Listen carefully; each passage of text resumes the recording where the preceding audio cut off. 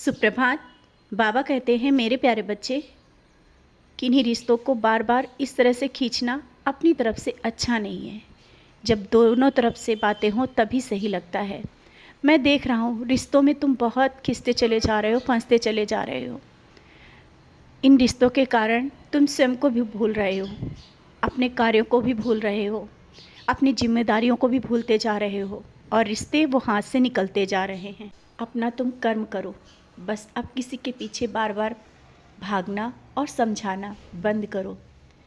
जब समय आएगा सबको रिश्तों की अहमियत समझ में आएगी और वो स्वयं तुम्हारे पास आएंगे। हाँ, कुछ दिनों से तुम्हारा पूजा में भी मन नहीं लग रहा है, कारण यही है। इतना सोच रहे हो रिश्तों को लेकर के, क्या होगा, कैसे होगा, कहीं रिश्ते दूर न चले जाएं। जो तुम्हारे लिए सही होगा वही तुम्हारे करीब आएगा, मैंने बार बार समझाया है। और मेरे करीब आने के बाद इतना रिश्तों से मुँह रख करके और तुम परेशान हो जाते हो। जो तुम्हारे लिए सही है ना, वो बिल्कुल सही तौर से तुम्हारी तरफ आएगा और जो तुम्हारा है वो दूर मैं जाने नहीं दूंगा। विश्वास रखो, जो तुम्हारे बहुत अच्छे करीबी रिश्ते हैं वो कभी तुमसे दूर नहीं जाएंगे।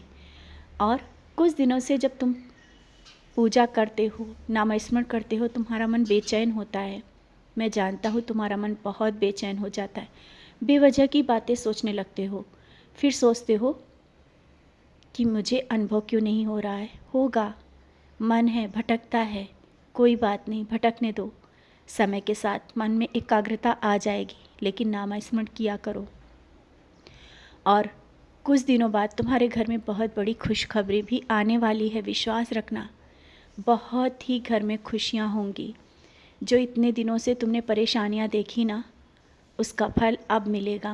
देखना, बहुत जल्दी, बहुत ही जल्दी तुम्हारे जीवन में एक बड़ा बदलाव होगा, जो शायद तुम नहीं, तुम्हारे करीब में जो आसपास लोग हैं और यहाँ तक कि वो लोग भी देखेंगे जो तुम्हें ताने भी मारे थे। जिन तानों के कारण आज तुम परेशान हो जाते हो। तुम सोचते हो अपने जीवन में तुमने नाकामी के सिवा कुछ नहीं हासिल किया, लेकिन ऐसा नहीं है। तुमने मेरी भक्ति की है, मैंने तुम्हारा हाथ पकड़ा है। तुम नाकाम नहीं हो, तुम बेकार नहीं हो, तुम अलग हो सबसे। विश्वास रखो, तुम सबसे अलग हो। इसी कारण आज इतना संघर्ष तुम्हें मिला है। अब खुशियाँ पाने का समय आ गया। अब जब तुम खुशियों के इतना करीब हो तो घबराओ नहीं। अब मत अपने मन को भटकने दो। क्या होगा, कैसे होगा, ये सब मैं देख रहा हूँ। समय के साथ वो सब चीज़ें सही होंगी और वो सब तुम्हारे करीब होगा। वो सब कुछ तुम्हें मिलेगा जिसके तुम हकदार हो। परीक्षाएं हुई, तुम्हें एक पल लगा कि मैं भी नहीं सुन रहा हूँ। मैं सुन रहा हूँ। तुम मुझे क्या समझते हो, मैं चुपचाप तुम्हें देखता ही रहता हूँ? नहीं, मैं तुम्हारा रक्षा कवच बन के तुम्हारे साथ रहता हूँ। तुम्हारे लिए कोई गलत सोच नहीं सकता है, ना ही कोई गलत कर सकता है। मैं तुम्हारा रक्षा कवच हूँ। कोई तुम्हारे लिए गलत करे उसका भी जवाब उसे मिल जाता है। निडरता के साथ अपने वो सब कार्य करो, अपने सारे सपने पूरे करो। मैं वो सब चीज़ें दे रहा हूँ। और हाँ, अभी कुछ दिनों से जो घर में परेशानियाँ बनी थी, बहुत कुछ ऐसा हुआ जिस कारण तुम निराश हो गए, लेकिन उसका भी रास्ता मिल जाएगा। ऊदी का सेवन करते करते बंद क्यों कर देते हो? ऊदी का सेवन किया करो।